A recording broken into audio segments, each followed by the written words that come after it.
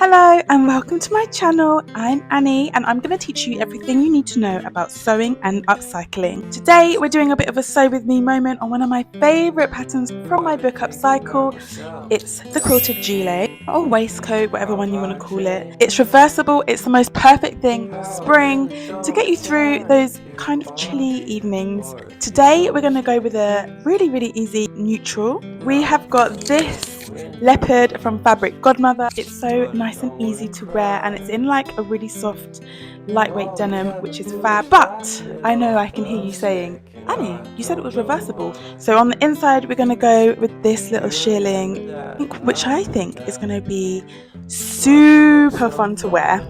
So now we're going to get into the first stage, but before we do that, don't forget to like and subscribe because I have got so much goodness coming over the next few weeks.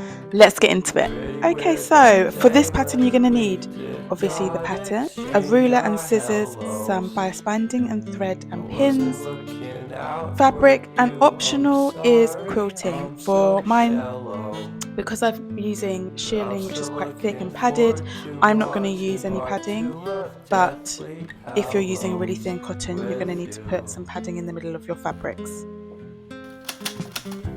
So now I'm just sticking the pattern together. I went for the A4 format, but you can just print it off in A0. We all know this is the most annoying part of making anything, so yeah, this took a little bit of time. People always think it's a bit weird that I use glue, but I just prefer it to sellotape. I feel like sellotape just gets all bulky, it doesn't lay as flat, and it's not as easy to manipulate once you've kind of stuck it down. But you do you, whatever works. I also went with size medium as that was a size 12, which is what I am.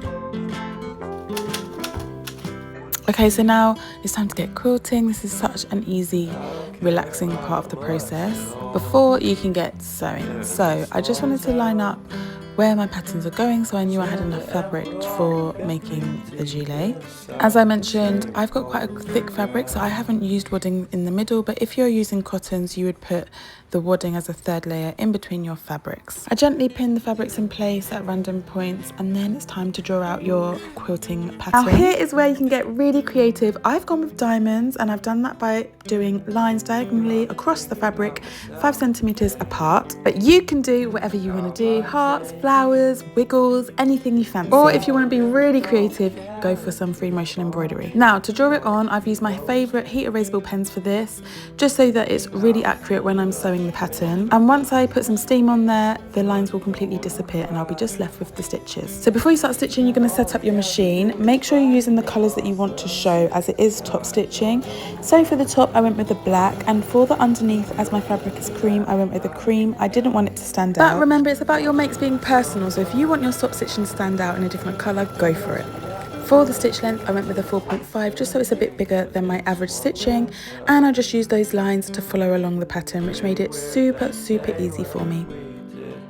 Okay, so finally our fabric is quilted. As you can see, I've just followed the lines that I used with the heat erasable pen, and on the other side it looks like this. This pattern is reversible, which is amazing, so I just didn't want the lines to be too crazy on the other side. So now we need to cut out the pattern on this fabric and we can finally get stitching, making the garment. So let's pop down our pattern.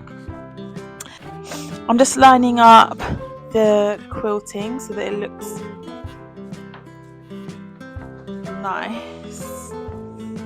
And that's quite easy to do because it's got a line running through the whole pattern, so I can literally line it up with the quilts, which is great. I'm just going to line the front up with the corners of this diamond, and let's get cutting.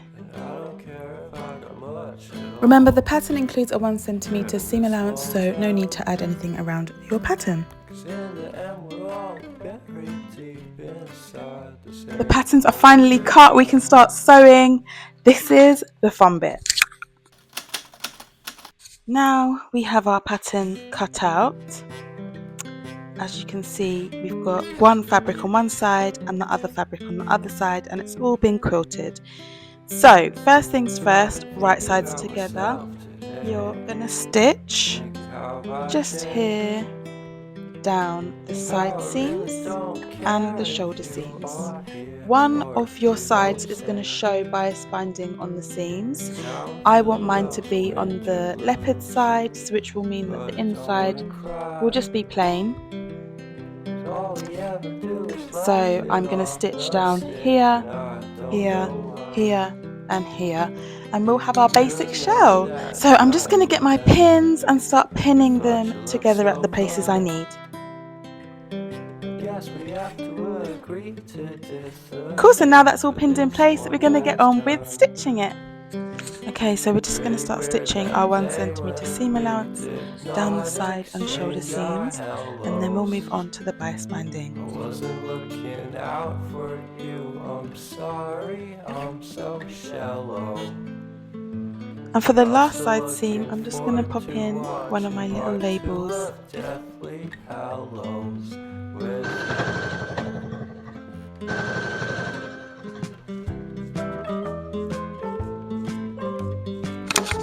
So now you have your seams stitched, it's time to look at the bias binding. Now that all the seams are sewn together, we're going to need to pop the bias binding down the side seams that we've just created to finish those seams, but also round the whole of the jacket. For this, I wasn't quite sure on the colour, a black bias binding around the whole edge, but when I looked at that on this side, I felt like it was a bit harsh, so I got a khaki, which I actually love. I think it's just a little bit more tonal. I think it will look really nice on the shearling side, so that's what we're going to go with. The first thing we need to do is just trim these edges of the seams so that they're nice and easy to sew the bias binding on. I've been thinking about myself today, thinking how I changed, how I really don't care if you are here. Doing this will make it so much easier once we apply the bias binding, and I'll just show you what we're going to do. So we're going to open up the bias binding and pin one edge to the seam, and we're going to stitch along that line. Once we've stitched along that line, we will cover the seam by folding it round and top stitching the bias binding down. So let's do the first step. One last time. Pretty weird that day when we did not exchange our hellos. Okay, now the edges have all been pinned, we're going to just stitch these down and finish those seams. And we're stitching along the seam line.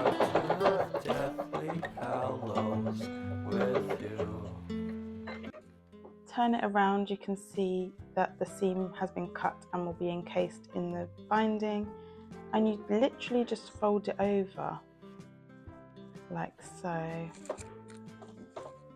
Just gonna pin it in place like this, and we're gonna stitch along that line there. See, that has now been stitched down on both sides. I could really do with tidying up my studio. Now all of the shoulder seams and the two side seams have got the bias binding on them.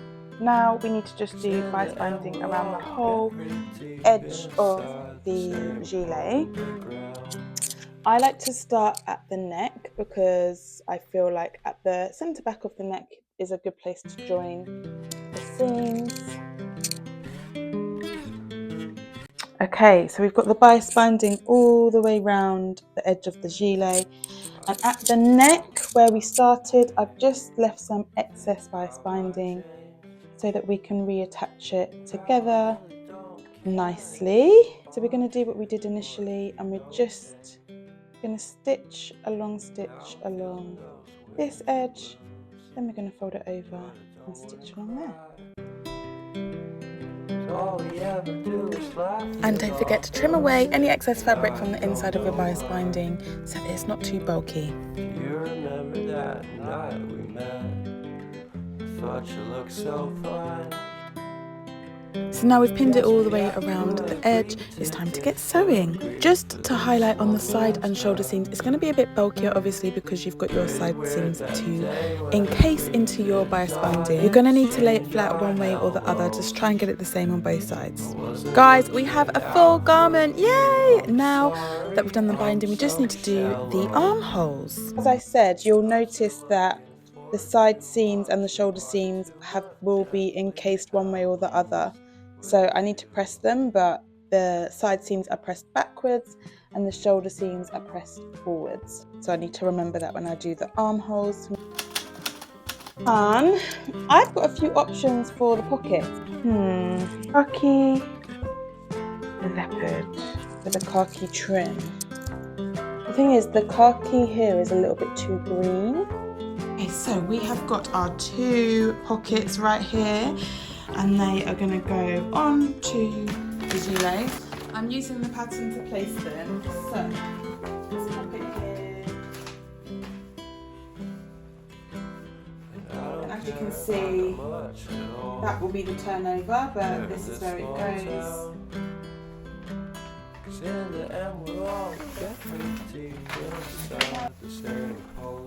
I'm just going to line them up to make sure they're level. I'm gonna hand stitch it on, I think. Here is our pocket, and I'm just stitching it on the edge. Perfect. Right, so we're just doing little long stitches to stitch it.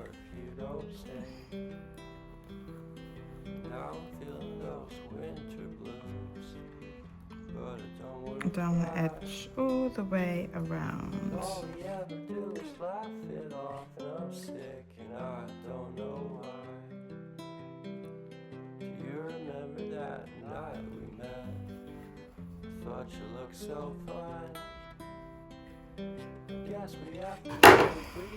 There we go. So our pocket is stitched on, and then on the other side there is no stitch marks. Okay, and the last step is the ties. So we're cutting one pair, as it says here. So I'm just going to use the bias binding to do this because I want it to match the colour of the bias binding around my waistcoat. We're just stitching the edge really quickly. And to be able to turn it inside out really nicely, I'm just cutting the edge like this. And then the other side. Finished, and then we're literally just going to stitch along the edge. Literally keeping it as straight as possible, stitching along the edge.